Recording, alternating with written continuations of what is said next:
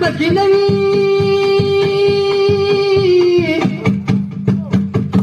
که جانان شل کاله قید شي رابشي او زما په شان دې لیونی شنو چې په چکو کې دې په خپله وتړمه موریا پیل را پسې وکړه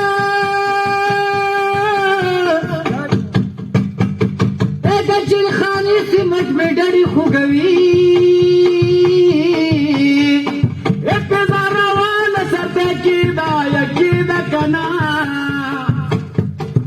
د زړګي سره دلته نشته بالښتونه نورې ته نه کوم د وکیل په خولې خبرې مورې ما ججله بوده ډکې ملګرې نورې ته نه کوم د وکیل په خولې خبرې مورې ما ججله بوده ډکې ملګرې